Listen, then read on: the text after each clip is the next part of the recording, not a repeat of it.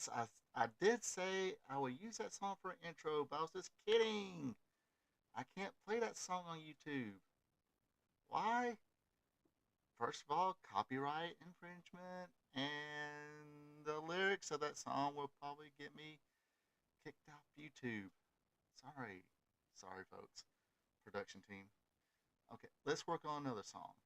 Until then, let's let it rip.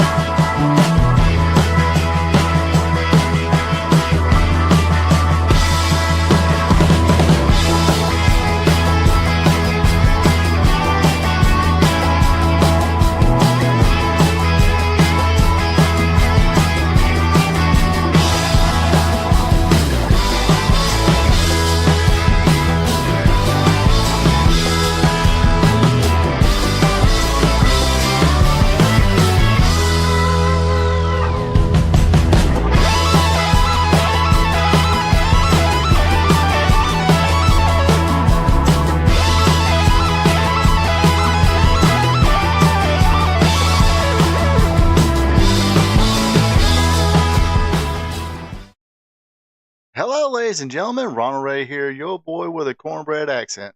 Welcoming you to this week's episode of Wrestling Gold Friday Night. Yes, this is episode 27. Hopefully, everybody is safe. Hopefully, everybody had a good week, best they can, given some people's circumstances. Let's see. Y'all didn't see that. Anyway, like I said, hopefully everybody had a good week. And of course, this is becoming a tradition on this show on Friday nights. Cheers to the hardworking men and women who are happy this Friday, and hopefully you have a safe weekend. For all the people who got work this weekend, we greatly appreciate it. Cheers to you. Cheers to the linemen, the EMTs, the police. Everybody's helping those people who's been hurt by hurricanes Helena and Milton, and screw hurricanes, and screw cancer and AIDS and all those deadly diseases. But anyway, no cheers to them, but everybody else, cheers.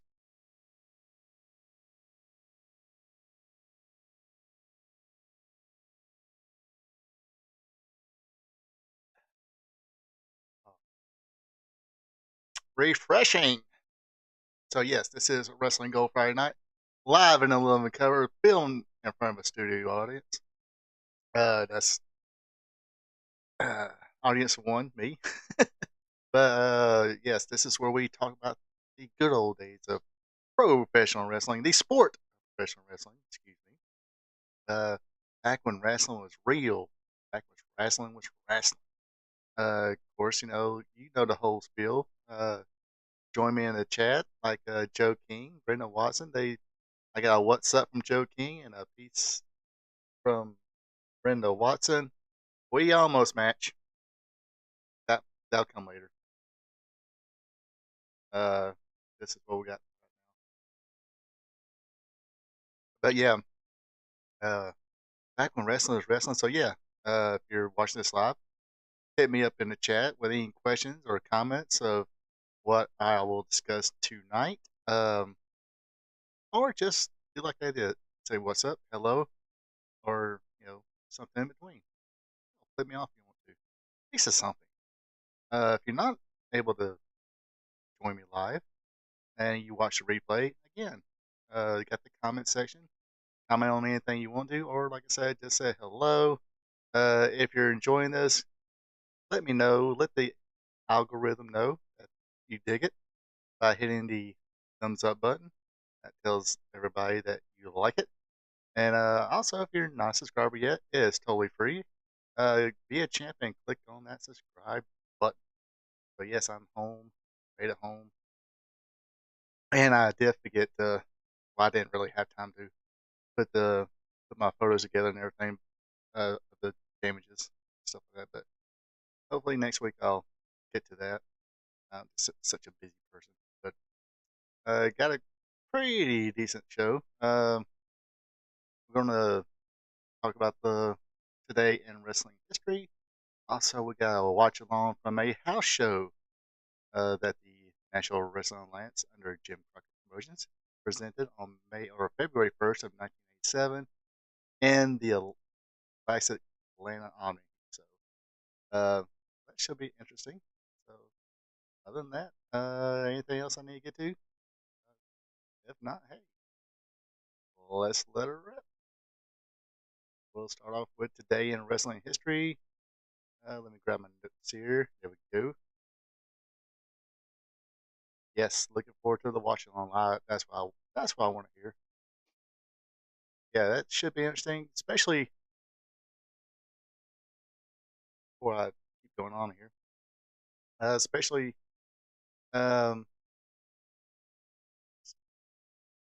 me and probably other people who were too young to go to house shows at that time. I was only 11, couldn't drive yet, and nobody take me. We didn't live that close to Atlanta and the Omni, um, so did not get to go. Uh, so it should be interesting to see the talent that Jim Crockett Promotions had in 1987. But first, let's get to the history here. On, of course, today is October 11th, and on this date in 1971 in Memphis, Tennessee, at the Mid South Coliseum, drawing 5,300 people. Yeah, well, we'll definitely talk about that a little later, but um, I think I mentioned a couple weeks. I, even though I wasn't able to go to Bad Blood, I still wouldn't mind go to a house show from WWE. But uh, talk, talk more about that a little later. Anyway, yes, like I said, on this day in 1971, at the Mid South Coliseum, drawing 5,300, Eddie Marlin and Dwayne Pearl defeated the Golden Terrors. Inferno 1 defeated the Green Hornet in a mask versus mask match. The Kurt and Von, Kurt and Carl von Bronner defeated Oni Wiki Tiki and Omar or Oni Wiki Wiki and Omar Atlas. Sputnik Moreau and Norvell Austin defeated Tojo Yamamoto and Robert Fuller to win the Southern Tag Team titles. Another stipulation because it is Memphis. They're always famous. There's always other little stipulations and title matches sometimes. It so happened, which they didn't, of course. If Sputnik Monroe and Norville Austin would have lost, Sputnik Monroe would have had to been painted yellow, which is the color of the coward, I guess you can call it that. And nobody wants to be painted yellow. All right, on this date in 1974, Buddy Colt wins the NWA Georgia title from Crazy Luke Graham in Atlanta. Speaking of Atlanta, on this date in 1976, in Augusta, Georgia, at the Bell Auditorium, Mr. Wrestling #2 defeated the AWA World Heavyweight Champion Nick Bockwinkel in a non-title match. Also on that card, Andre the Giant won a Battle Royal. Uh, Andre used to win a lot of those. Let's see. On this date in 1978, the Crush Gals, Lioness Asuka and Shigusa Nagio defeated Bull Nakano and Condor Saito to win the All Japan Women's Best Tag Team League in Tokyo, Japan.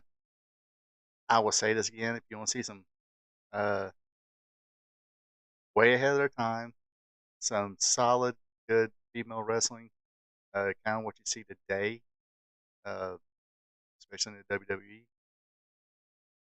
Go back and watch some All Japan Women's matches.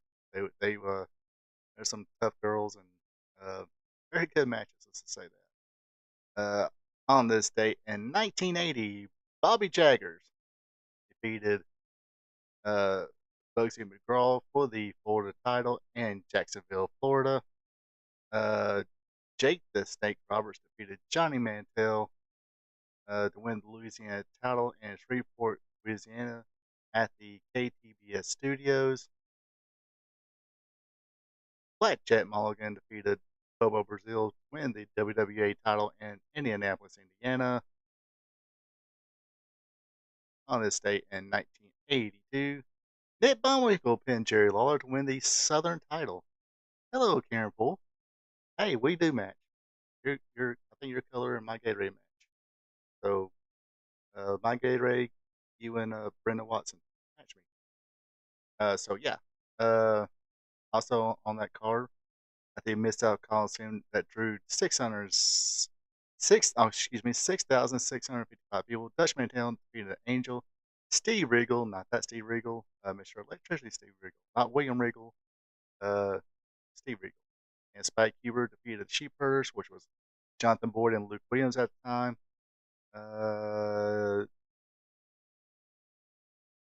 Butch Miller came in sometimes. He's more famous teaming with Luke Williams as the Sheep Herders. Jimmy Hart and Kamala 2, which was Stan Frazier, Uncle Elmer, uh, defeated Kamala and Kamala's assistant. Terry Taylor and Jerry Roberts, which is Jacques Rougeau, defeated Sweet Brown Sugar, Coco Beware, and Bobby Eaton, Rick McGraw, and the Dream Machine. Battle of the Fabulous Ones to a no contest, and of course, the main event was Nick Bockwinkel pinning Jerry Lawler to win his Southern title. So, I don't think you had too much of that. Somebody who is the current world champion winning a regional championship from a territory. Not sure if you had that too much. Um,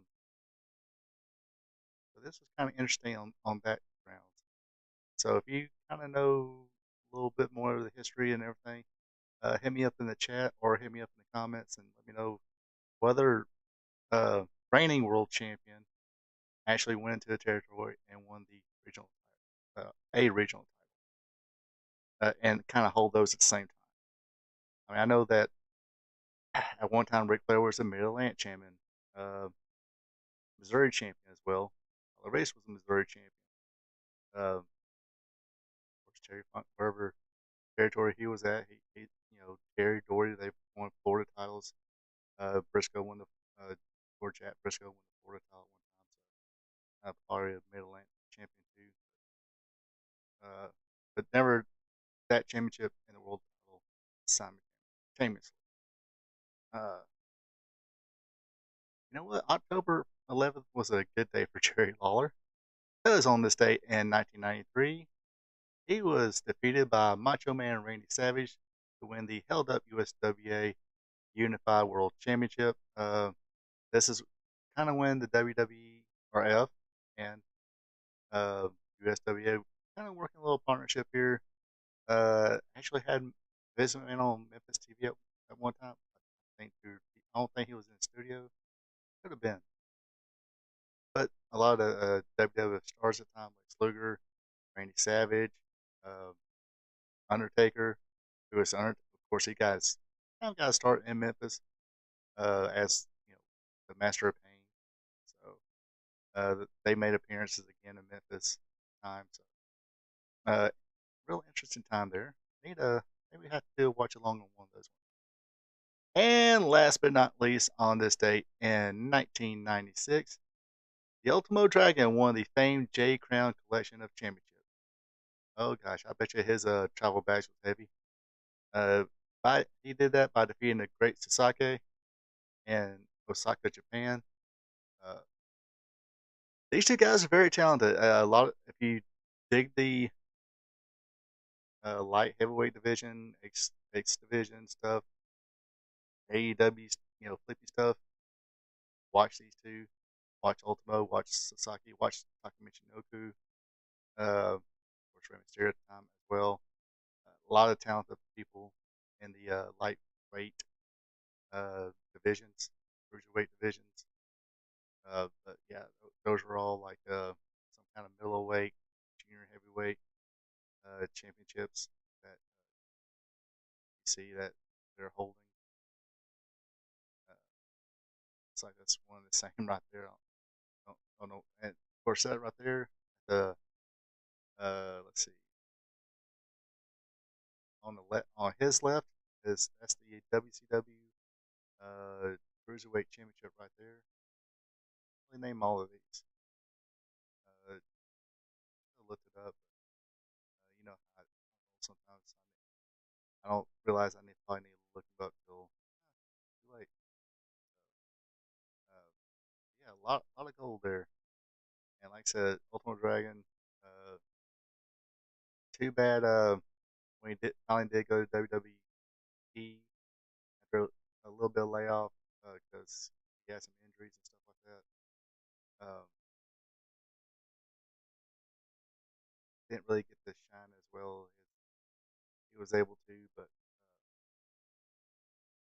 you know WWE, all their greatness up until recently, their Japanese stars don't really fare that well.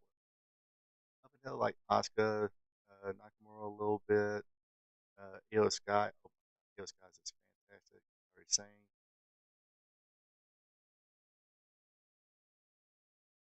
but but yeah, uh, but yeah, Ultimate Dragon, probably one of my favorites to watch.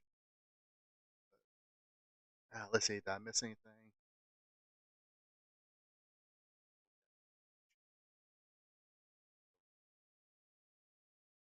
So yeah, I love the whole atmosphere of the house shows in the Crockett era.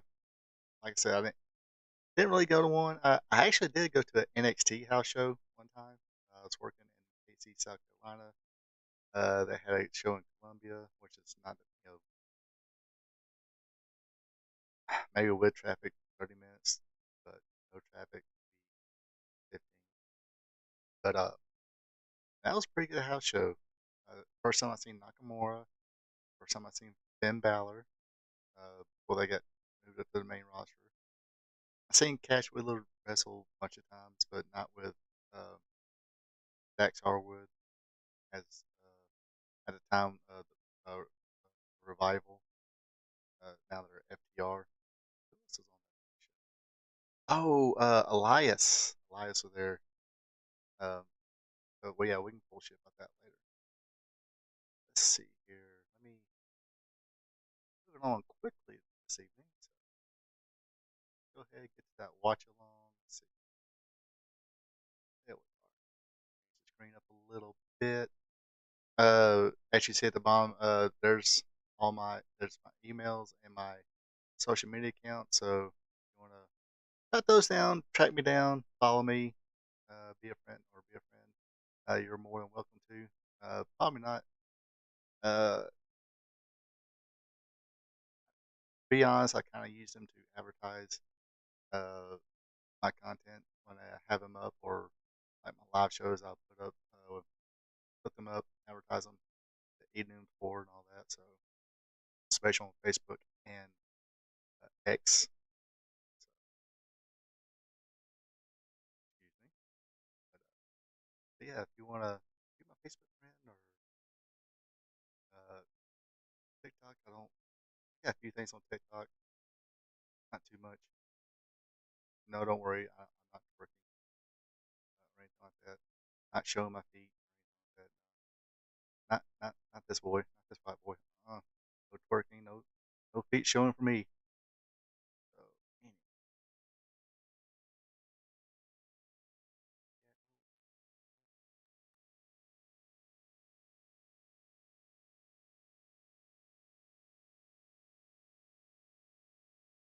scroll here. That button, that button. All right, all right. Going to send a link to the chat, and while y'all get situated, be a good time.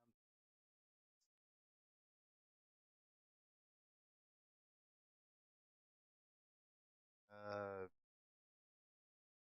let's take a. While everybody gets situated, as soon as y'all ready, I'll hit play on mine. But until then, enjoy. We'll be right back after these messages. That's what I was trying to Thank you for checking out our P2 Vision. Subscribe to our P2 Vision to watch Ronald Ray's content that covers the sport of professional wrestling from yesterday to today. His weekly content starts off with Wrestling Trivia Tuesday. Every Tuesday, Ronald Ray asks 5 questions about the sport of professional wrestling. So tune in and have some fun. Then it's WWE Monday Night Raw Recaps, where he recaps all the action from the Raw brand. Ronald Ray also does an AEW Dynamite recap show where he recaps and has fun doing it. Do you like live streams? Well, join Ronald Ray live on Spot Show Livestream, where he discusses current wrestling. Join the chat and have fun. Spot Show Livestream is on Thursday nights starting at 8 p.m. If current pro wrestling isn't your thing, like all wrestling past and present, or you're a new fan and want to hear how things were back in the day, then tune in to Wrestling Gold Friday night, where Ronald Ray discusses back in the day when wrestling was wrestling, featuring watch-alongs. That's Wrestling Gold Friday night on Fridays starting at 8 p.m.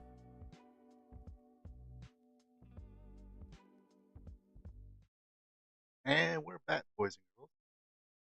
Like I said, as soon as everybody's ready, if one person's ready, right?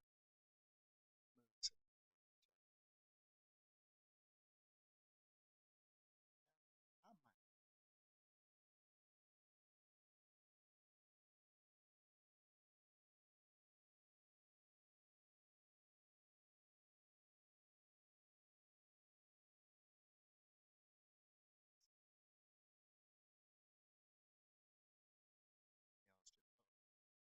There we go. You still hear me?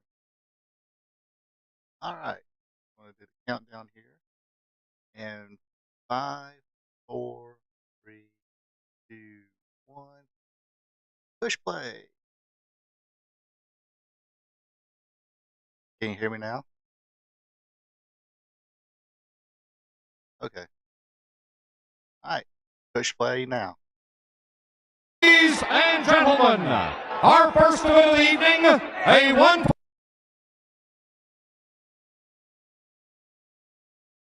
Oops, I almost messed up there.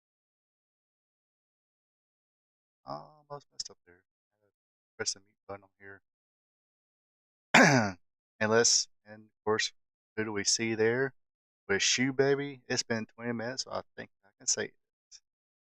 Dutchman, bad mother. I guess a little Aussie. Well Dundee.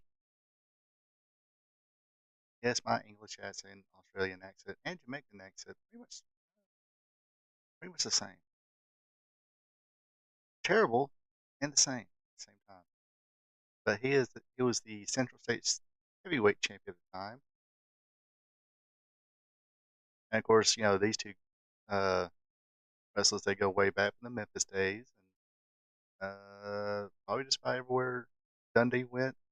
Dutch Mantel was probably around the time. 'Cause, yeah, I think when Bill Dundee, Dutch Mantel was booking Mid South, I think Dundee when Dundee was booking Mid South, Dutch Mantel was probably had a few appearances. And of course, this was the tail end of the uh, Kansas Jayhawk days for Dutch Mantel. I think Bobby Jaggers had done left, got fired, or whatever. Oh, by the way, the referee is Scrappy McGowan.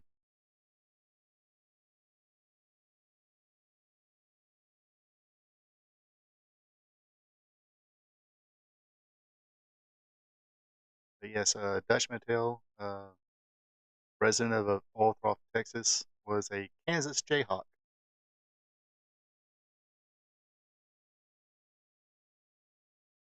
Yes, it confused the crap out of me when I was a kid. It's like every, every time I see him on in like Continental or Memphis or anything like that, I say, "Oh, here's Dutch Mantel, Dirty Dutch Mantel from Oilthorpe, Texas," or Dutch Mantel, bad motherfucker from Oilthorpe, Texas. It's like, hey man, I kind of Texas guy be a Kansas Jayhawk.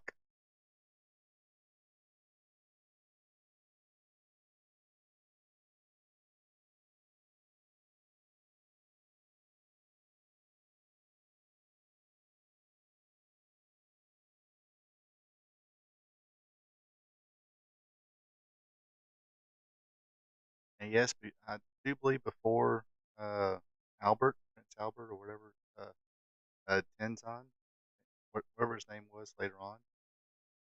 We got Shoe Baby. Oh, damn, referee didn't call for disqualification. Well, I guess since Bill grabbed Shoe Baby,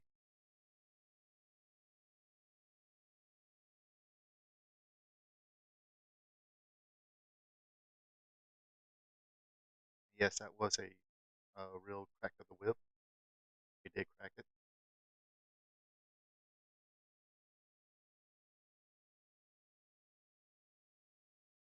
And speaking of like other like wrestlers with their podcasts, um, Dutch Mantel has a pretty. I see most of his stuff on YouTube, but his YouTube shows or whatever, they're pretty good. Or his podcast, it's pretty good. Pretty entertaining kind of guy. He's definitely got a no shits given, I don't care kind of attitude. Like, nobody calling me anytime soon. Joking kind of reminds me of Memphis. Yeah, yeah. Like I mentioned before, yeah, these two were long-standing wrestlers from Memphis.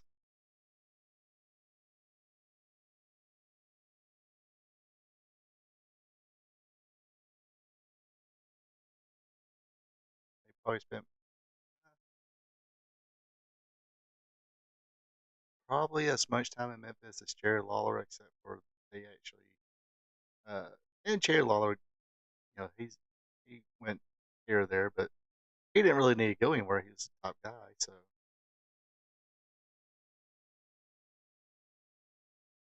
But Bill Dundee and Dutch Mantel, that motherfucker, uh, spent a lot of time. Spent a lot of time. In Memphis. Didn't spend too much time away from Memphis. Let's just say that. And of course, Dutch Mantel also became a booker. He booked Puerto Rico for a long time. Had a pretty good run as a booker in Puerto Rico. And this is, I mean, I think early 2000s he booked there, or late 90s, early 2000s he booked there. Um, and then he actually was the book initial when the TNA knockouts started. I think he was kind of in charge of that. Him and Savio Vega, TNT. I think Dutch Mantel was kind of like the main one in charge of the knockouts division. And this is back when I mean I'll say this. I know we were watching classic wrestling here, but the knockouts division, uh, there's a reversal. Hey, he's pulling his britches. He's scrappy. Blind son of you know what?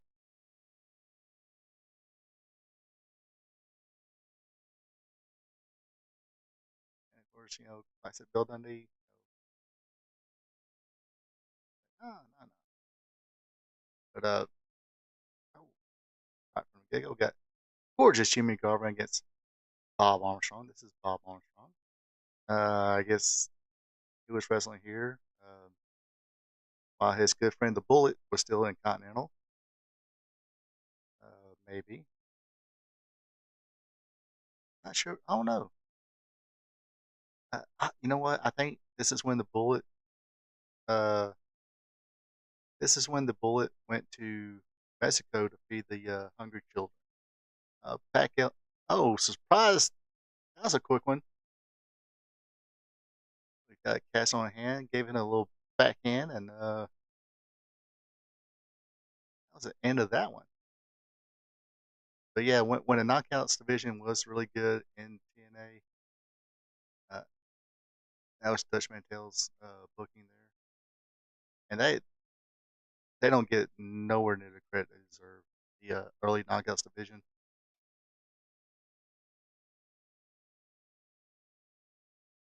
And by the way, in case you didn't know, that is his real wife. Ha! Bad Brad Armstrong.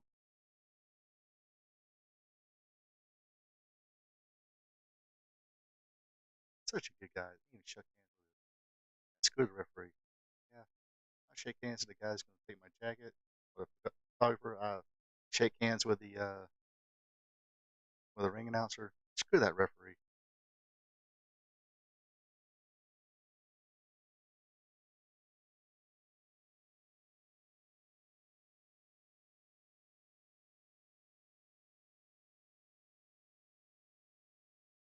Of course, it's Arn Anderson. At the time, the Four Horsemen, what this consists of Ole and Arn Anderson, Tully Blanchard, and Ric Flair.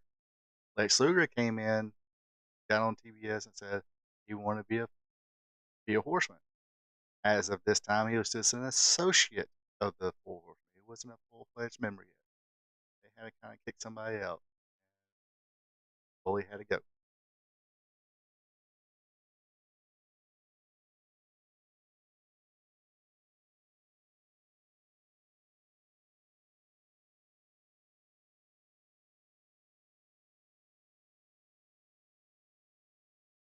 Scrappy's like, hey, dude, we were friends, you know. You didn't shake my hand. Well, I know you're that's probably like, hey, I know you're kind of a bad referee. You didn't see Dutch Mantel's britches being pulled, which means you're probably going to let this dude cheat as well. So,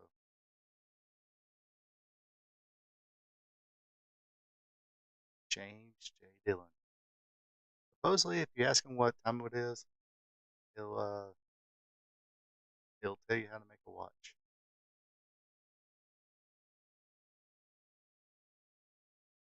Let's see. Yeah, this is a year into the business. Yeah, he was rookie of the year '86. So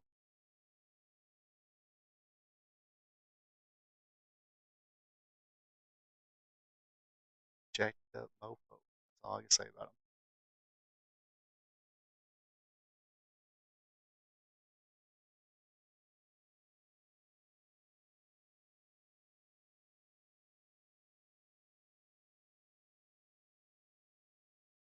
Nice tight collar and elbow lock up, shoulder block. Good sell by he hit me in the shoulder. I'm sell on my shoulder. I landed back on my head too. That probably hurt more than the shoulder. Yeah, Luger looked like $1,000,000 back then.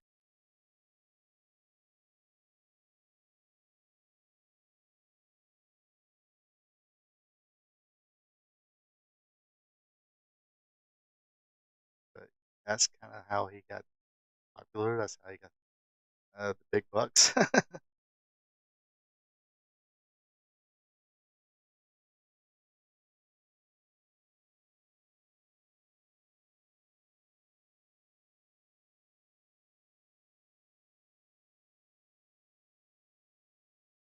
Brad got look like got there we go. Got a little too close on that first drop kick, but nailed him on that second one. And tell me that Brad Armstrong didn't have one of the prettiest drop kicks ever in wrestling.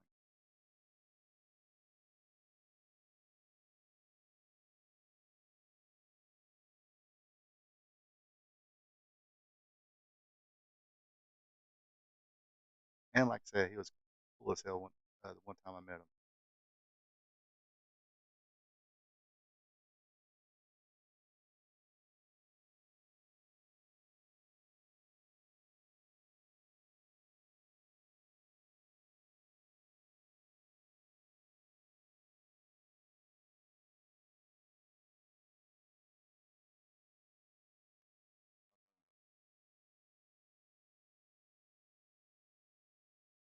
Flying cross body block. Didn't even get count. Nice deep bottom drag.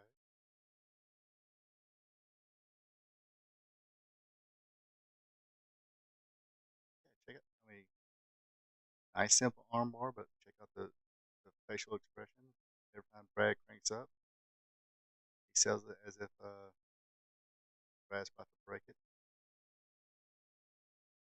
And of course, the name on the marquee, the word on the marquee is wrestling. So he is trying to figure out how to use wrestling to get out of this hole. If he can't use wrestling, I'm pretty sure he'll do a good old rake of the eyes or form in the midsection or good punch to the face. See, they go knee to the gut, throws him out of the ring.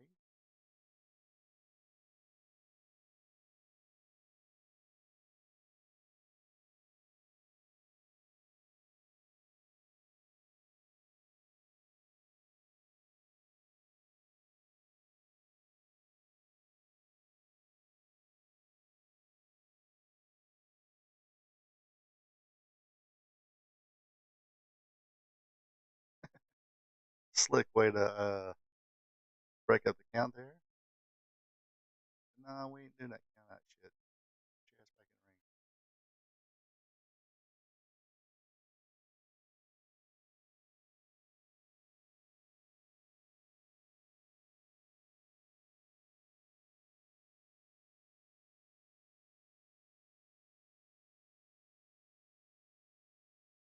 JD's looking a little worried about his man Arn.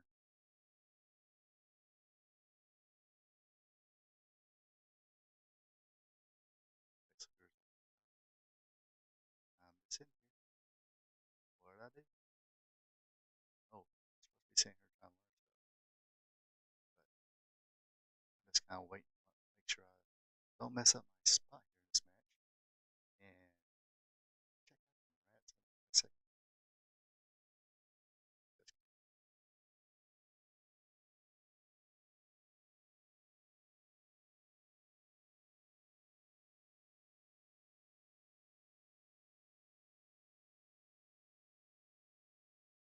And go, like Warren Soy would say, back to the basics. Back to working that arm.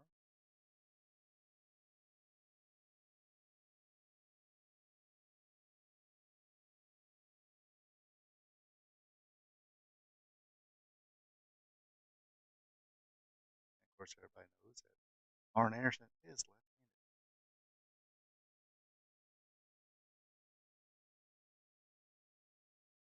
Of course, not. You would really expect a clean break from Arn Anderson at this time. Hell,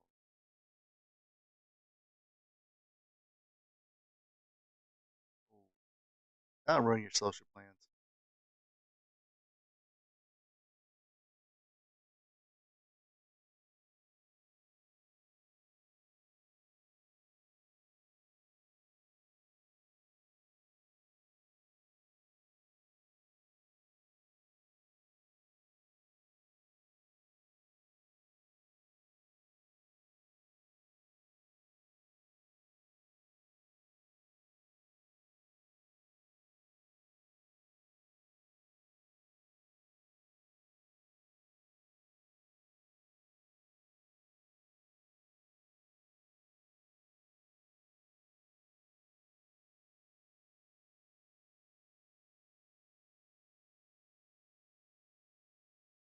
Look at it, even still selling the arm a little bit. See, it's those little things that, man, they just don't know how to do these days.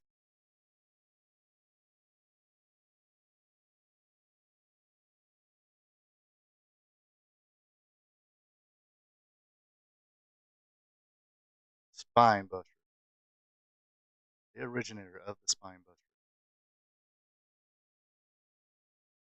Nice, smooth transition. And say, okay, you see how Brad was slowly but surely trying to fight back, but then get the nice clean cut off of Arn Anderson. If that was today, he had done hit a moonsault, a huge dive, and died in the ring, and then Arn would have hit like a DDT or something like that. If it was today's if this right here was taking place today, that's what you would have seen.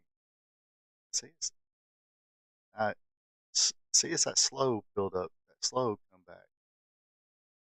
Now he's getting fired up, fighting fire with it, right hands, another beautiful drop kick.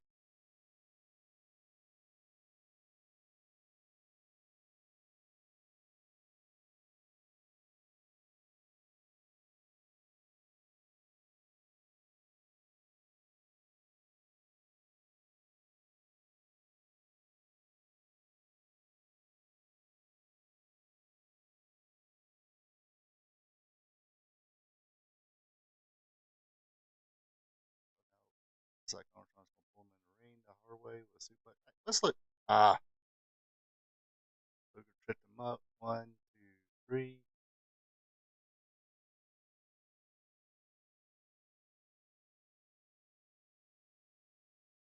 Somebody didn't like that.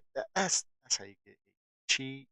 See, again, if this was the day Luger would have tripped him up, then Arn would hit his finisher, then they get the win. It's like, no, just trip him up, good enough. I'd say probably held the leg down so he couldn't kick out and do the win that way. Get the heat. Not people throw trash at you. Now here's two legends right here. You got Wahoo Madang already in the ring. Out comes Tully Blanchard. Was he TV champion at the time or national champion? 80, yeah, 80, yeah, 87. He might have been TV champion.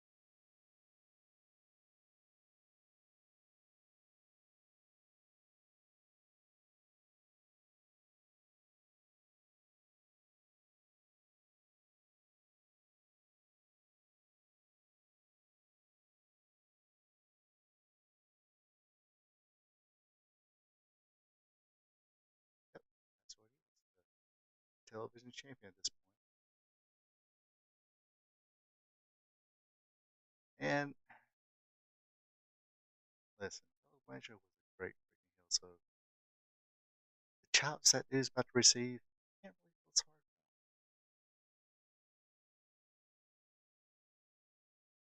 Oh yeah, okay. This is when like see he did this before when he was TV champion before back in '84, I think. Now he's TV champion again. He also included if you can beat me at a certain time, you get the TV championship and $10,000. And who's that in the ring? Playa, playa, playa. Teddy Long in there.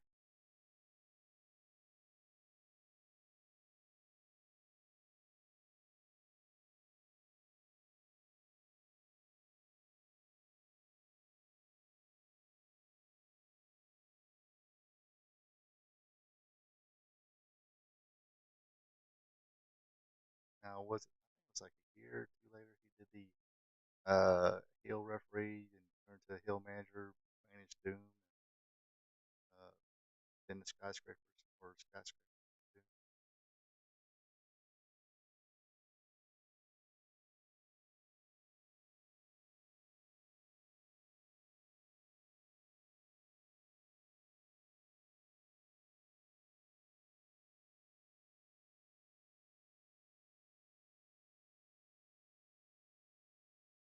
But yeah,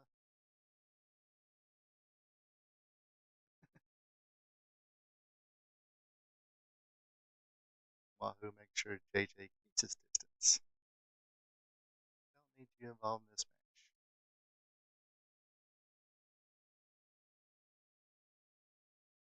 And you know what we were talking about last week when the Jay Youngblood came out, and I was like, yeah, or no, it's Chris and Mark Youngblood.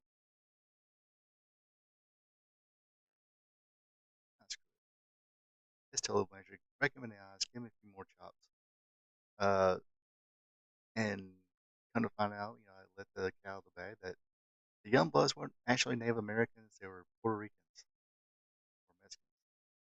They're Latino. Uh, now Wahoo is a real Native American.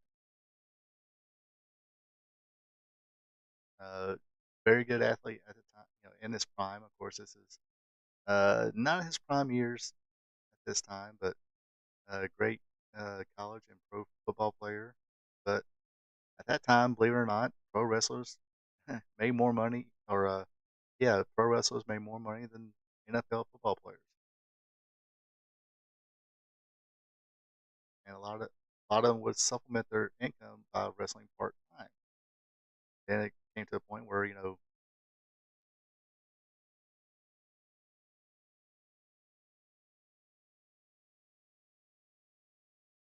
I kind of seen them say tell them to shoot him in the corner on that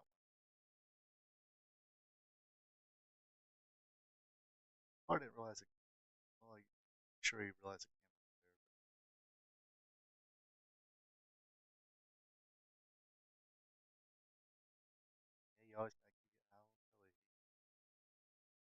Jumping from the front, behind, sideways, in the parking lot.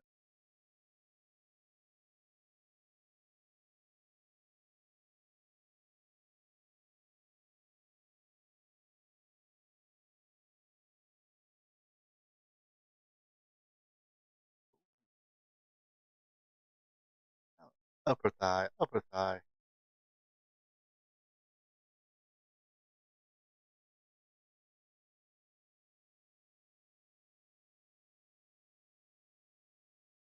Good old fashioned. Has anybody here, any younger people ever been Charlie horse? Somebody kind of knee you or keep you riding on that thigh and give you a Charlie horse? Pretty painful.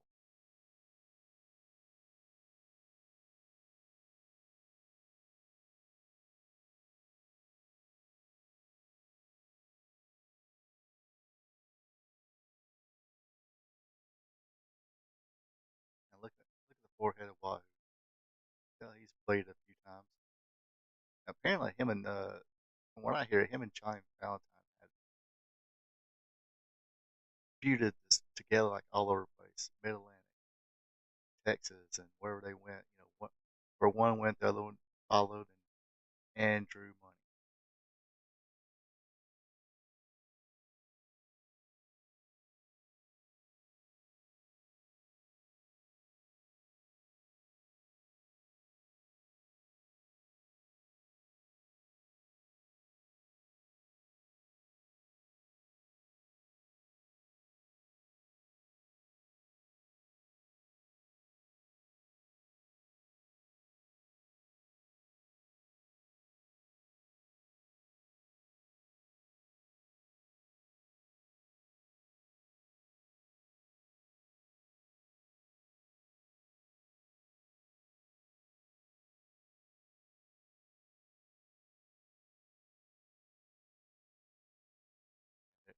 There's that classic Tully Blanchard barrage of elbow drops. Man, he missed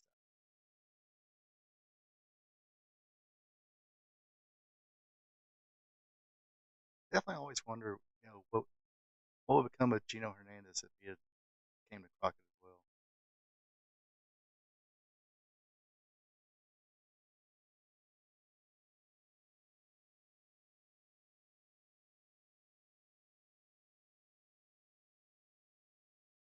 Damn you, Luger. JJ doing the distraction. Luger whacked him with that TV championship. That was it. Popcorn, peanuts, popcorn, peanuts, cold beer, cold beer. That's there's a few times I did go to Omni, but never for wrestling. But uh, I noticed they don't have that no more. Some usher guy going, cold beer, popcorn, peanuts. Yeah, Gino was ahead of his time, man. He was good. And like I said, during that period in World Class when him and Chris Adams were teaming up, it, probably the Freebirds and then was probably the first heels, that sort of shit. And the Midnight Express. Bobby Eaton, Dennis Condrey, Jim Cornette, and the Big Boss Man. I mean, Big Bubba Rogers.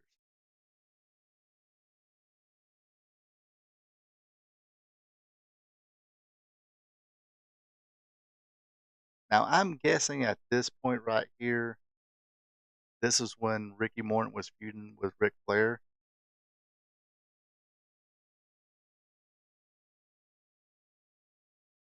Um,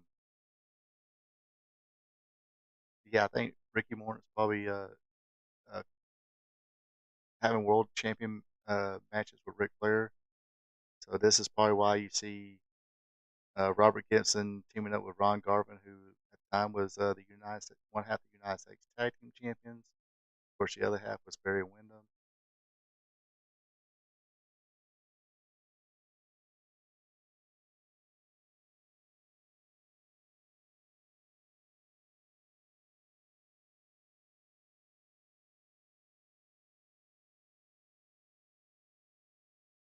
And I believe this is a tag team elimination match, meaning uh, wrestler gets pinned. That's not doesn't match doesn't end until all wrestlers has been pinned except for the last one.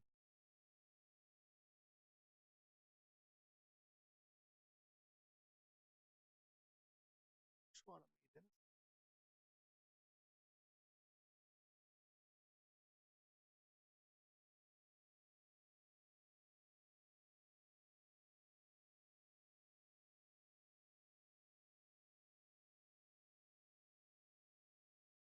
No high fives.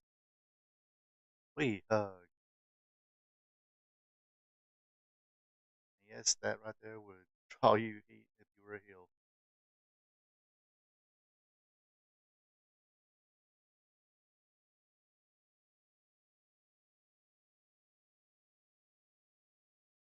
And that would definitely draw you heat from a crowd. Uh,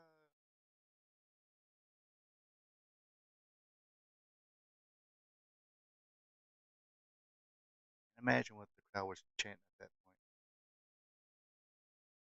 that the cameras don't hear.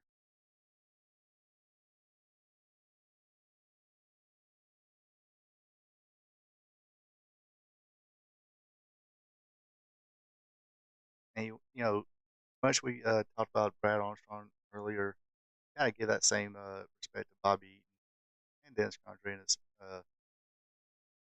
But Bobby Eaton was this one original high flyer, especially guy his size. He was 6'1", not a small guy, not muscle bound obviously, but definitely not a small guy. But the leg drops, knee drops, elbow drops, top rope drop kicks. Okay, no hurricanranas, but still, didn't need to.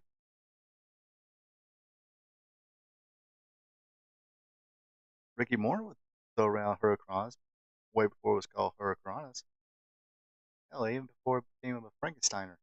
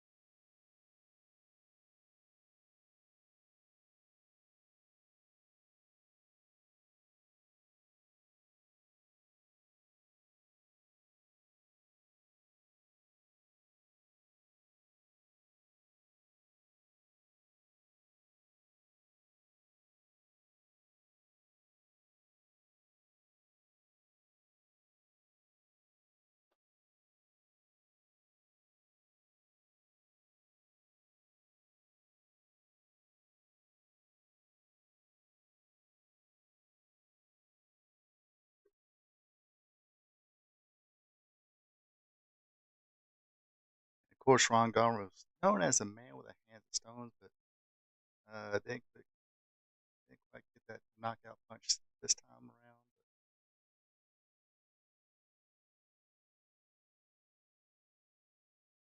It's like trying to get a little bit of a quick win here. Try to at least quickly eliminate one of them. That way they can get the 2-on-1 advantage, but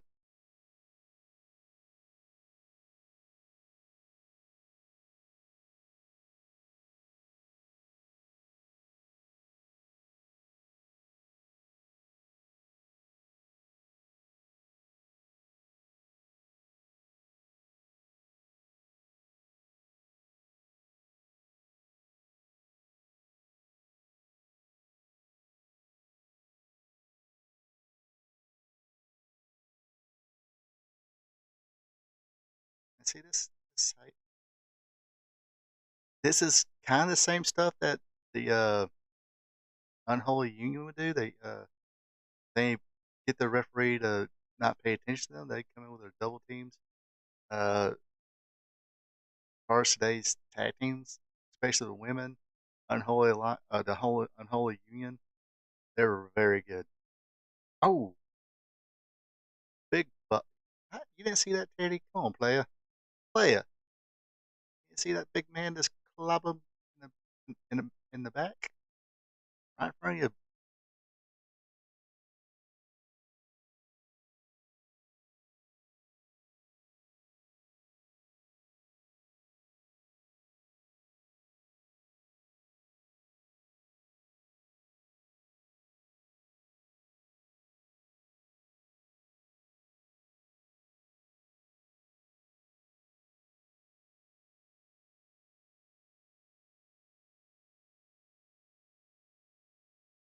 Not sure if he knew what he was going for there. He just went broke. Probably said, "Robert, I'm coming right after you."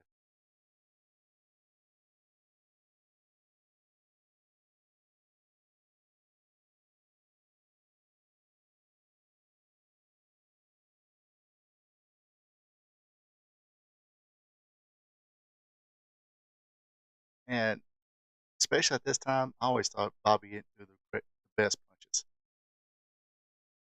And there's a headbutt by Ron Garvin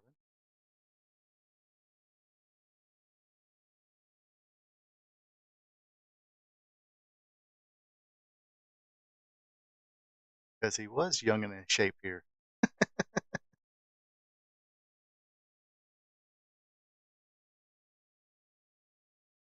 Now, let's see, when was it? I seen him somewhere. What was it that I seen him at? But it's when he was doing a lot of charity events in Atlanta at the time. Oh, and there's that damn Jim Cornette at the tennis racket.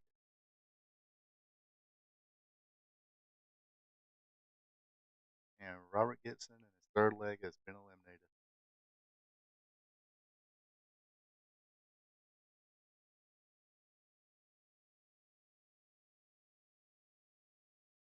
But somewhere I had, a bunch of kids with him and stuff like that. I don't know if it was a baseball game or something like that. Oh, a little sneaky there from Ron Garvin. Got the quick win. Got rid of Bobby Eaton that quickly.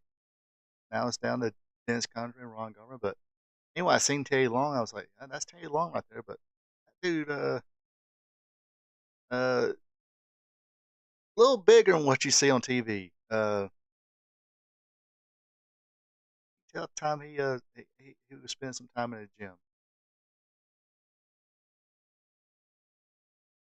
He might not look it on TV, but of course, he's around Lex Luger and the Road Warriors and Butch Reed, Ron Simmons. So he wasn't as big as those guys, but he was plenty fit.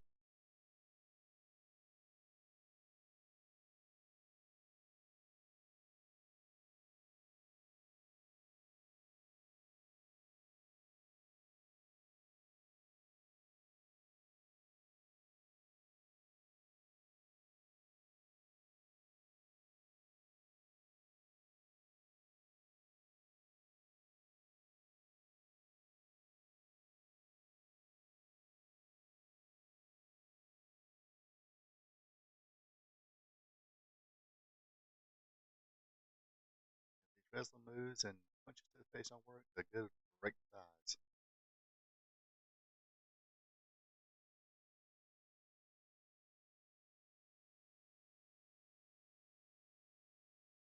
Oh yeah, that's right. Remember that too. No, wait a minute. Was I on that one or no? I didn't. I don't think I went on that one, or did I? I just know when we went to center stage, I was still uh in awe of how big Paul or the giant was.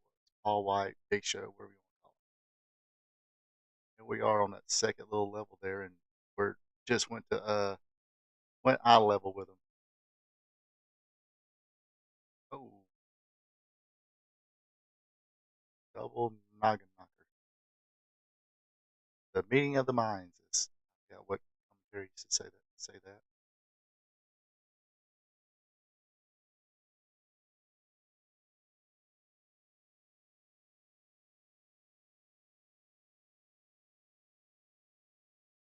Honest, I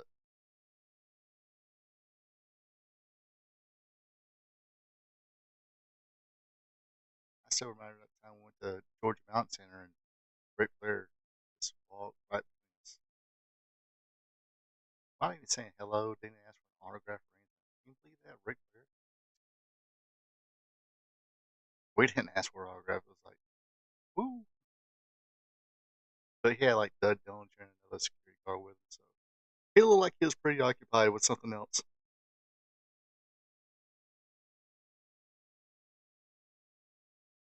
There's that right hand. That's it. Count him out, ref.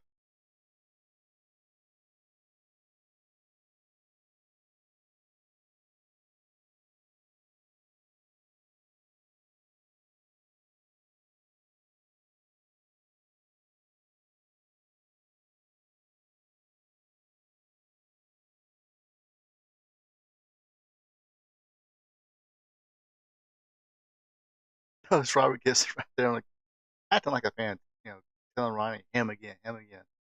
See, that's how you work the corner. I mean, that's one reason it was again some of the little things that made Rock and Roll Express very good.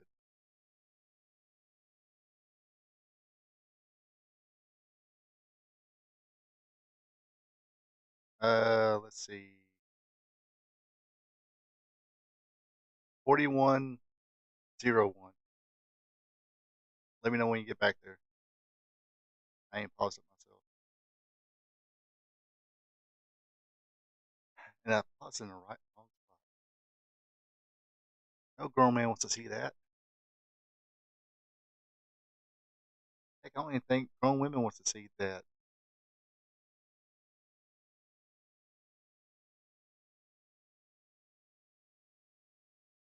And what's with Ronnie Garvin always want to pull uh, his opponents, trunks down or in their crack or something like that? Is that a Canadian thing? Asking for a friend, Ron Garvin. You ever watch this? 4101. 4101. 4101.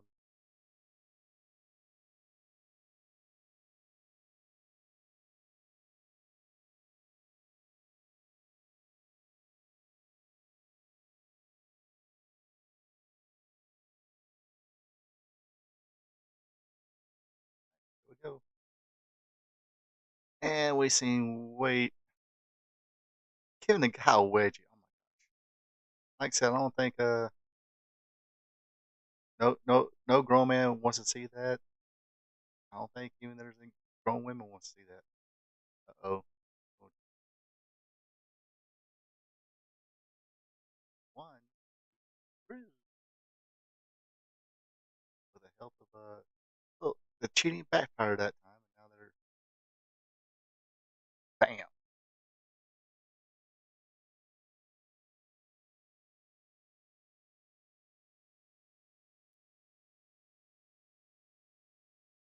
Again with that finish right.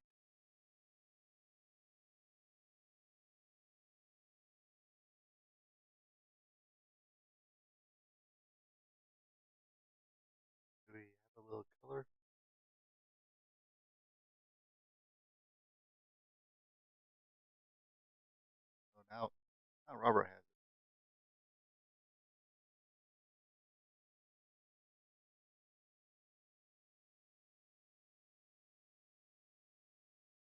I see it again, like I said, the little things. At the time, Big Bo Rogers, bad mofo. Just don't speak, feels no pain. Jim Cornette's bodyguard. Even did a no sell job to a chair one time. Dusty cracked him over the head. Oh, this is interesting. Uh, the superpowers, Dusty and Nikita. Nikita, the U.S. champion at the time, of course, started teaming with Dusty after Madame TA's car accident. Uh, there's Uncle Ivan, not happy about it one bit, but he got another big Russian named Vladimir Pietrov. He had recently passed away, but his wrestling career didn't last too long. But he had recently passed away.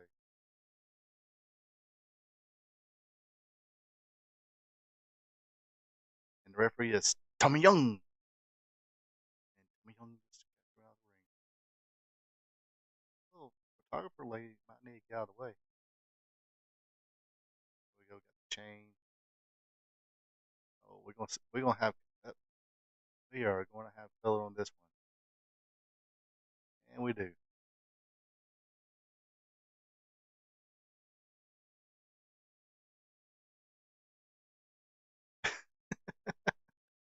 That could be true, but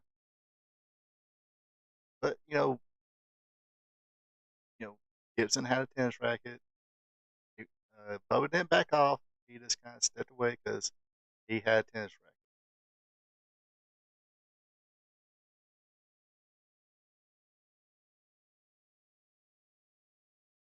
Look how Jack Nikita was at this time. Like I said, I'm not sure what happened to him after his brief run. I think he did like a couple of shots for WWF.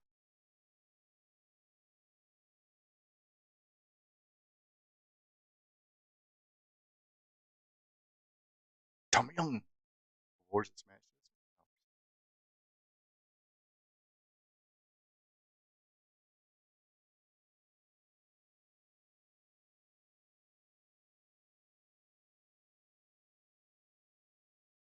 Man, that's got to be a strong man too. Cause Ivan wasn't exactly a small guy either. I mean, he probably wasn't spending as much time in the gym. He wasn't a body guy, but he was a big guy. I ain't calling him Russian Bear because it sounded good.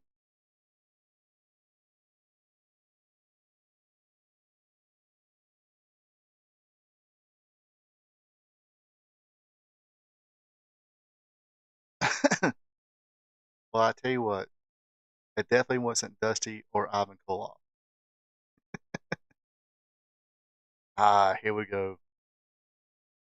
The Road Warriors. Probably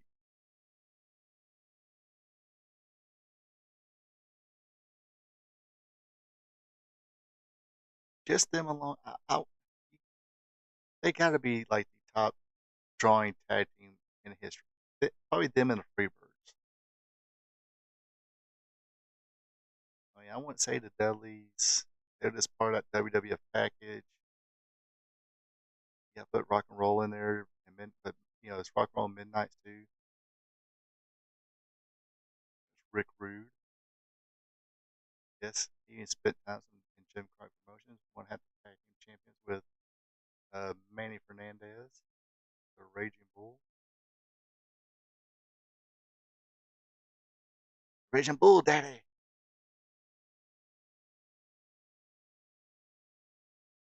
Number one, Paul Jones, a former wrestler turned manager. I think he was just mainly an office. He worked in the office, but wrestled. That's pretty much why he was he's good. And someone has partaken in donut. That was probably Dusty.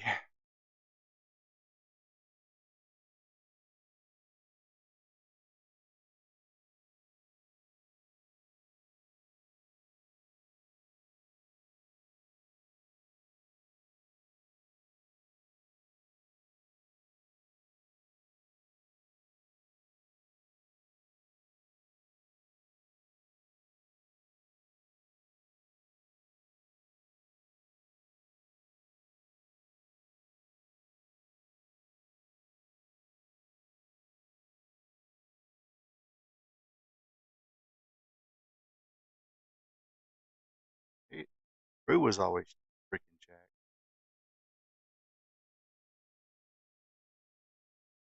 And folks, don't let the little this flamboyancy with the lips on his robe and ravishing nickname, whatever, fool you, because supposedly he was a legitimately a tough guy.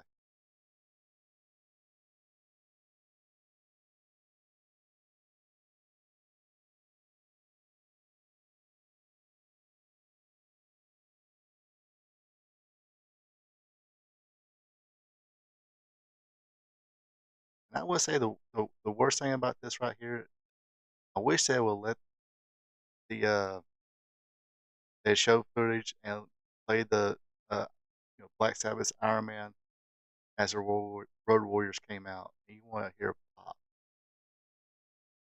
that when they even when they use Iron Man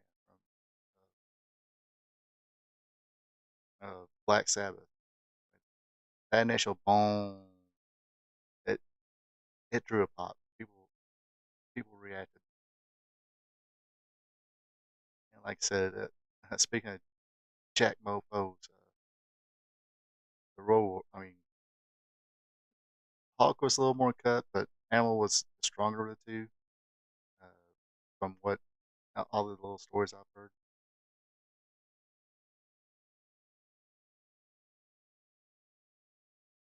All right, now we're gonna have a testicles of strength. This is where the power lies, brother. Oh, what a rush! Oh, I'm going to from Hulk Hogan to Pro Warrior Hawk.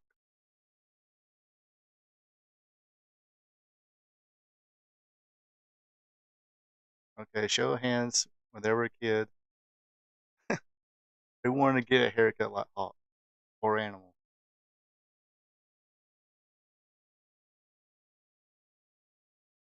Never parents wouldn't let me do it. So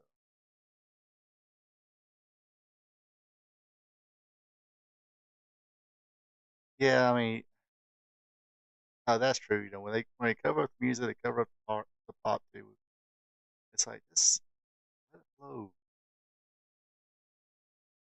This cut Ozzy and Black Sabbath a check.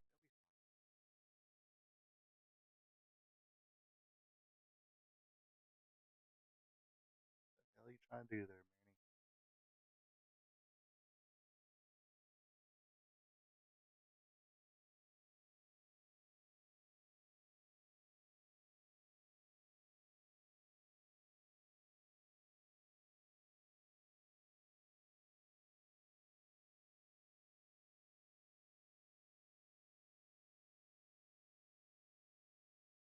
Actually, I seen a funny video on YouTube about someone played a bunch of spliced a bunch of videos of Road Warrior Hawk who would never sell a pile driver. Jerry Lawler pile drived him, got right back up, and a few other people gave him pile driver, like some Japanese wrestler gave him a pile driver, got right back up.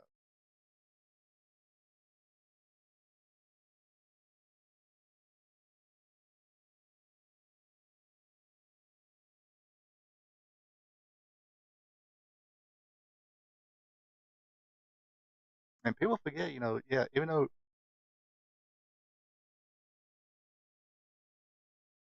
yeah, I think Manny just mouth the words "fuck this." But back to Rude, people don't realize that even though Rude was as big as he was, he didn't mind bumping around for people.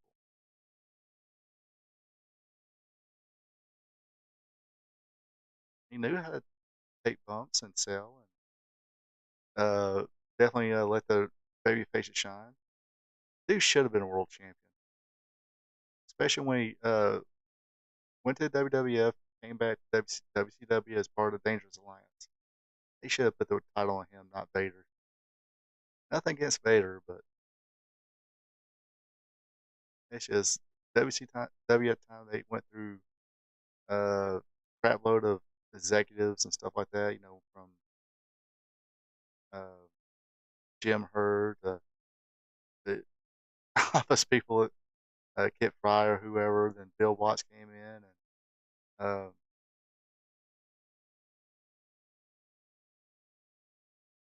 then I guess whoever's in between Watts and probably another office guy, Kit Fry or whoever, and Eric Bischoff.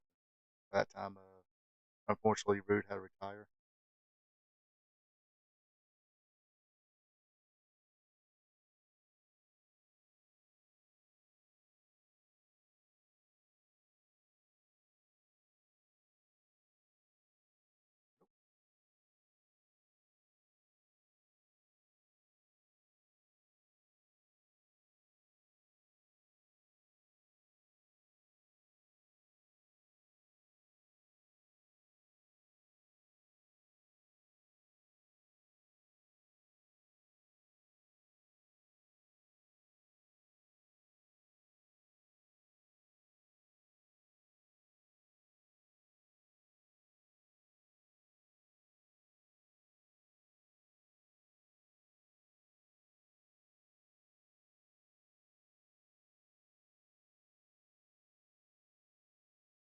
And supposedly didn't Manny Fernandez also play football for West Texas State, along with Philip Blanchard, the Punks, Dusty. I think Brody did too.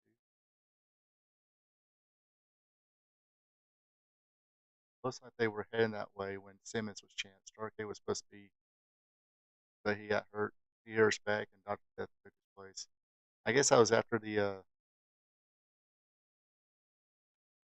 was that from the Steam match in Japan where he got hurt, or '92? Yeah, that might have been around that time.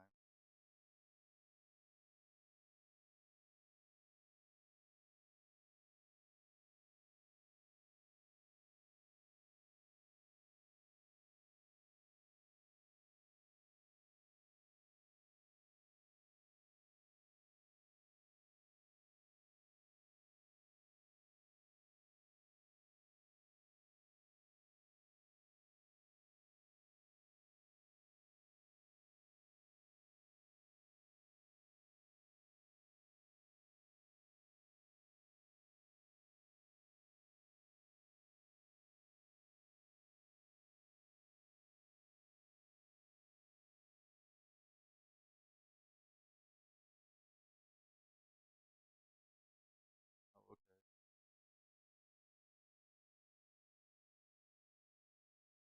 That had to be a pretty hard hitting match there. Ron Simmons and Steve Williams. Talking about another couple bad mofos.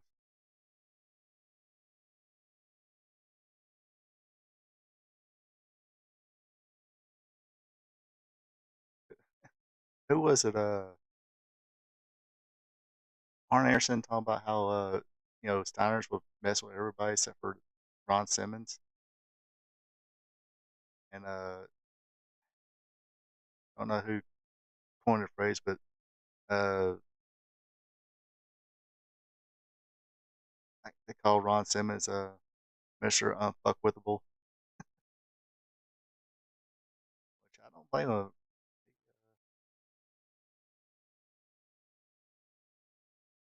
He didn't look like he was there to play games. He wasn't gonna play. Damn.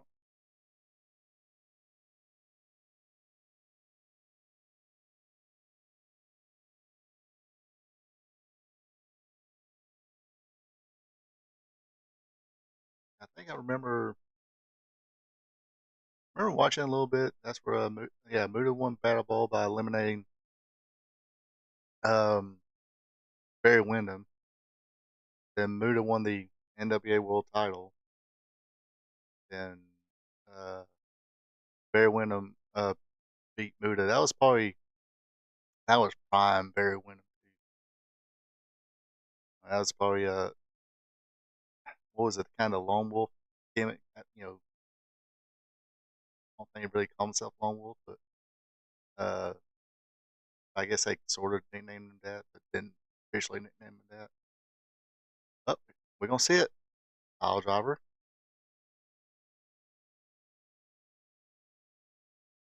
And nope. Nope. Just rushed it off. Now, he didn't pop up as quickly as it did with Lawler, but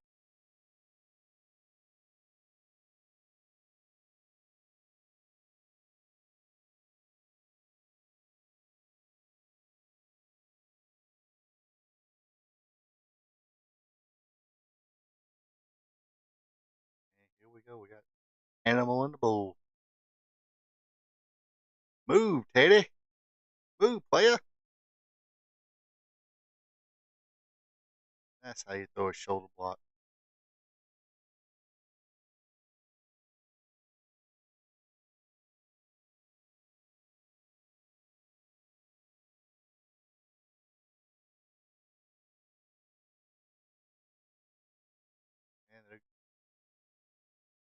And sometimes you just had to do that. Wasn't that their time to lose the tag team titles, and you don't want the Road Warriors to lose. So what's the best thing? Calls a disqualification.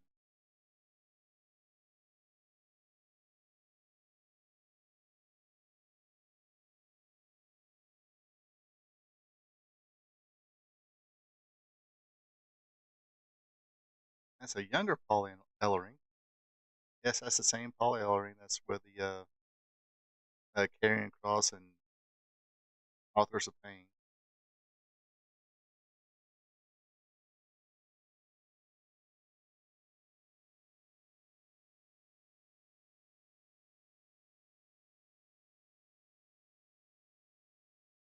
And that is it, boys and girls.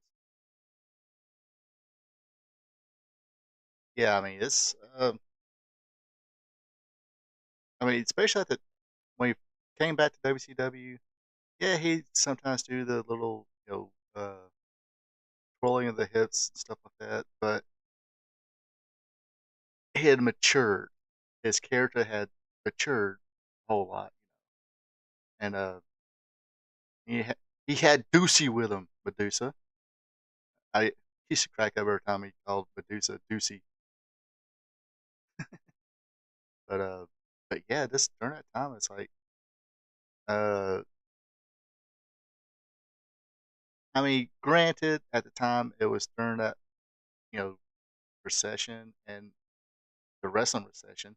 WWF wasn't drawing that much. He still had the steroid scandals, sex scandal, and stuff like that. That kind of let the sour taste in people's mouths. So wrestling wasn't doing good anywhere. Memphis was still around, but that was it. You had some independents, Georgia, uh, just small independents, across, but they weren't drawing any money. Maybe when somebody left WWF, they bring them in and do a little bit. Smoky Mountain was around. Johnny Wrestling is the god. I guess you mean the goat?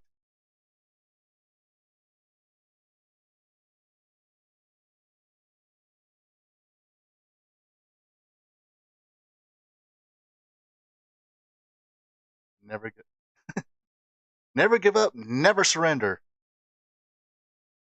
You ever seen that movie? Oh, John Cena, Luca Ferraro. How's it going, buddy?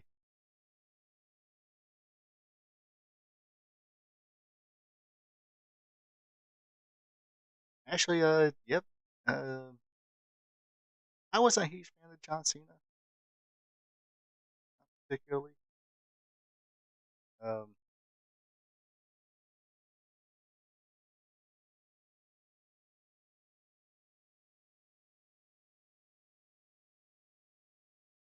Hello, Italy. Never been to Italy. How's things going in Italy? I always wanted to go to Italy though. See the infrastructures and have like real Italian food by from the straight from the source. Love Italian food.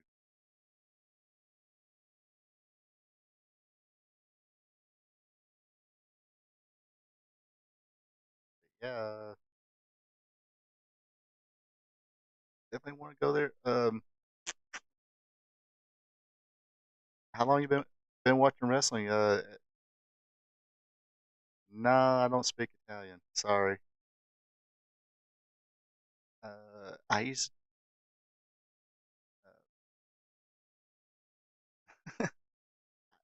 to have a to bring out me a Italian accent. I had to watch a Rocky movie or a Godfather movie.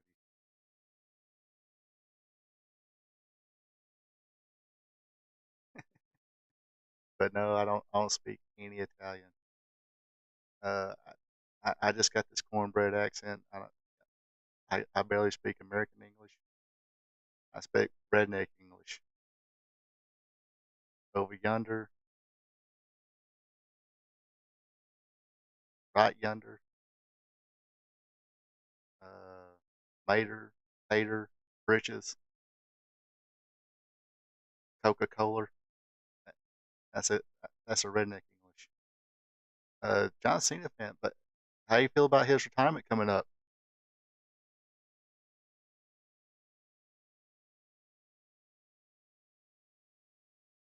So I think he let's see what Rumble. I think WrestleMania is going to be his last match,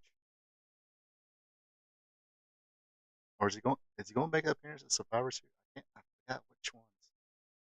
He said, but I think WrestleMania is going to be it. WrestleMania, next year, 2025 is going to be it. Going to leave wrestling, start making more movies, I guess.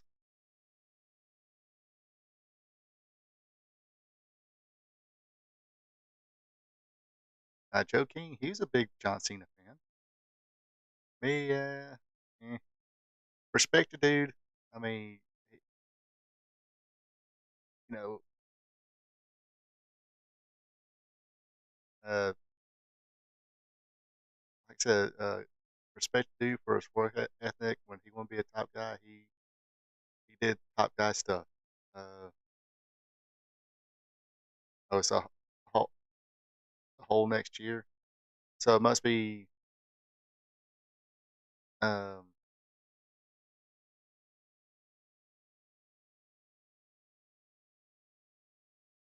you're good, buddy. Uh, maybe I should learn Italian. But yeah, I love the food though. Um, chicken farm. I was about to say granola bars. Uh, gosh, what do you call those? Ah, the dessert starts with a G. Can't remember it. But yeah, pasta. Love me some pasta.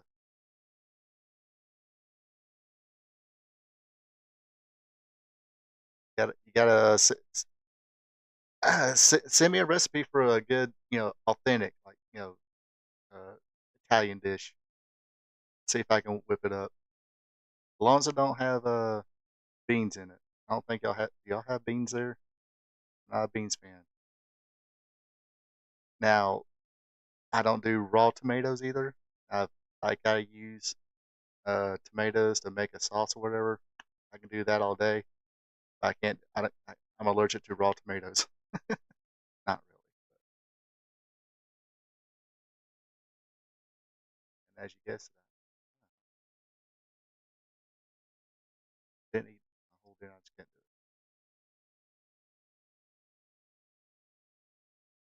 it. But yeah. So his last match is going to be whatever the match is after Royal Rumble next year.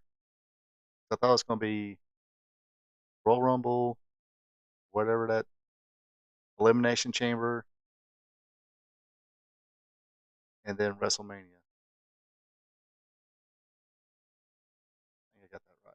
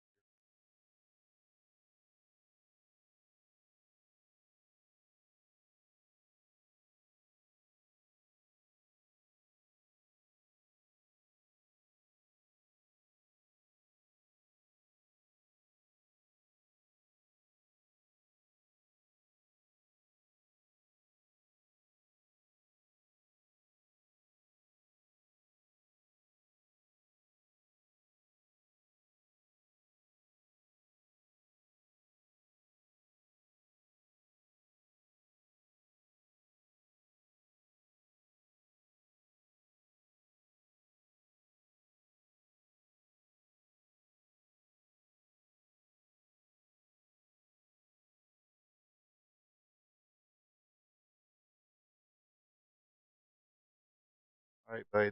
This is the best I can do as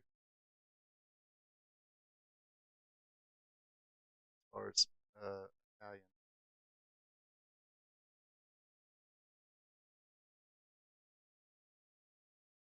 Did Google say that right? If that ain't right, it's because of Google.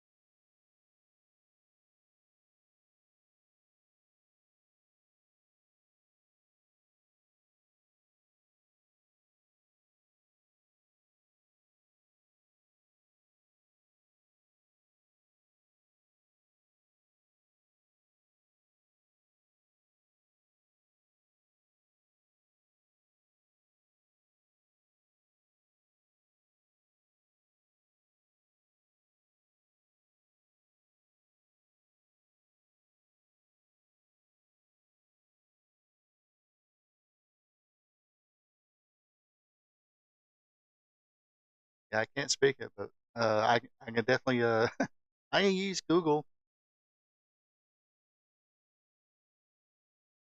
Uh, got another visitor in the chat. He's from Luca Ferraro, from Italy. Uh, what he said. So I said thank you, sir. Gracias por la visión. Spiro sorry, I can't do it. I'm butchering the language. Don't even speak it. But basically, the first thing I said was thank you for watching. Hopefully, you enjoyed it. And the second thing I said was for John Cena. Respect John Cena for his work ethic. Wasn't a huge fan of John Cena, uh, as far as character wrestling and stuff like that. But when he became a top guy, he did that. He did the grind. Oh no, Luca, you there?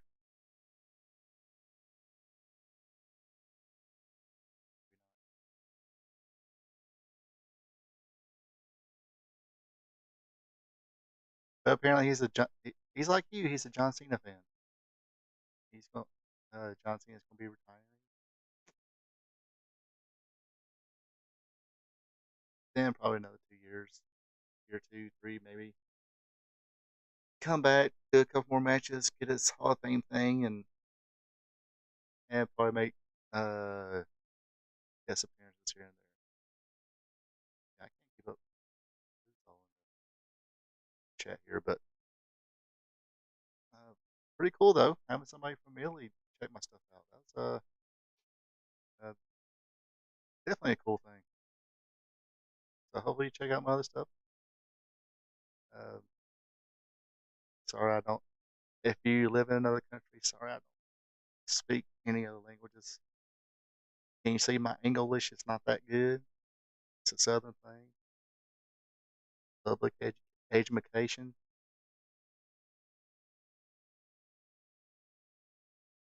Yeah. He definitely looked like like I said. Uh, character wise and all that, wasn't a huge fan, but when he finally became the top guy, they put him with people who can work with him, like Edge and Randy Orton. Um, but he did the grind too. The personal appearances, the Make a Wish, the radio or TV spots from town to town to promote the WWE was in town, um, and being the face of the. I mean, doing the things you gotta be a top guy and the face of a company, and that's any kind of company you work for. Whether it's a pro wrestler or pro janitor, you're the top janitor in the janitorial company. You gotta do top person stuff. Anyway, I think that about wraps it up for me tonight. Oh yeah, Rick Rude. Yeah, Rick. Yeah, I just especially that when he came back, his character matured a lot, and he definitely should have been world champion. I probably would have rather put him in there instead of Vader. I mean, nothing wrong with Vader. Vader was kind of cool at the time, especially when he had that big mask and whatever. Can't tell me that wasn't badass. Um,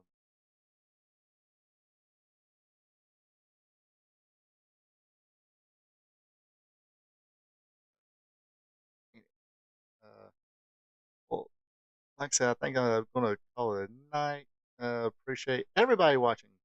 Uh, from the USA to Italy to Mexico, India, Japan. Uh, appreciate everybody tuning in. I would love seeing a face off with John circa 2005 and Adam Cole NXT. Well, John Cena will probably have to sit down and get eye to eye with eye to eye and face to face with Adam Cole. Uh, I didn't say John Cena had to get on his knees to get face to face. I said at least sit down in a chair. So Adam Cole fans don't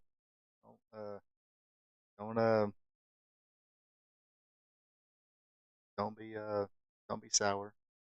John Cena would have to sit in a chair to get eye to eye face to face with Adam Cole as he stood up as Adam Cole.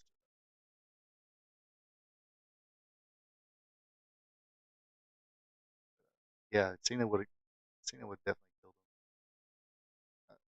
But I will say this about Adam Cole: if he was 6'2", something like that, he would definitely be a top guy. Probably be a top guy in the WWE right now. Not sure if not even sure. Freaking when Cody came back, he would have been a bit. I mean, a top guy. But again, the way things are working now, uh, definitely rotate people and stuff like that. But Adam could talk. Adam could go in the ring. Uh, just a visual of them face to chest. There you go. That's better. Um, like I said, if Adam Cole was six 6 foot, 6'2", something like that, he'd been world champion and stayed in the gym. Kept getting a good build on him, stuff like that. Not saying get roided up or anything. Just make it look like an athlete. Uh, even baseball pitchers, they hit the gym and actually John Smoltz mentioned this a couple years ago when a lot of pitchers were having Tommy John surgery. He said, yeah, a lot of pitchers today, they look great walking on the beach, but are they really, you know, uh, are they really in shape to pitch? But so yeah, pitchers today they work out, get their body getting good. Definitely look forward to wrestling talk during wrestle. Yeah, uh, definitely gonna have to take notes to how many wisecracks we can make about wrestling. Which I mean, it looks like a pretty good card. Uh, Gosh, I know I'm not gonna have time. I just thought this yesterday. Was thinking about doing a fancy booking thing of if Shane McMahon comes in, uh, how I would book it because I guess when I laid down last night, just everything kind of popped in my head. What kind of little promos he can do and few matches his little stable can do, but might be a little too late for that. But it might not be. We'll definitely see. Uh, Come Wrestle Dream because I do think Moxley's going to beat uh, Brian Danielson. But anyway, like I said, gonna call it a night tonight. Appreciate everybody tuning in. Like I said, uh, if you dig it, click that thumbs up button. Lets everybody know you like it. Um, Also, be a champ. Hit that subscribe button. Hit the notification bell. Follow me on social media. That way, especially X and Facebook. That's where I usually do my little advertisement when one of my new recap shows or anything like that is up available to watch and advertise what's could be coming up or as a spot show live stream and this one Wrestling Gold Friday night. So hopefully everybody has a good, safe weekend. Hopefully Wrestle Dream kicks ass. So on that, everybody have a good one. Take it easy. Thank you for checking out our P2 Vision. Subscribe to our P2 Vision to watch Ronald Ray's content that covers the sport of professional wrestling from yesterday to today. His weekly content starts off with Wrestling Trivia Tuesday. Every Tuesday, Ronald Ray asks 5 questions about the sport of professional wrestling. So tune in and have some fun. Then it's WWE Monday Night Raw recaps, where he recaps all the action from the Raw brand. Ronald Ray also does an AEW Dynamite recap show where he recaps and has fun doing it. Do you like live streams? Well, join Ronald Ray live on Spot Show Livestream, where he discusses current wrestling. Join the chat and have fun. Spot Show Livestream is on Thursday nights starting at 8 p.m. If current pro wrestling isn't your thing, like all wrestling past and present, or you're a new fan and want to hear how things were back in the day, then tune in to Wrestling Gold Friday night, where Ronald Ray discusses back in the day when wrestling was wrestling, featuring watch-alongs. That's Wrestling Gold Friday night on Fridays starting at 8 p.m. Along from the peach state of Georgia.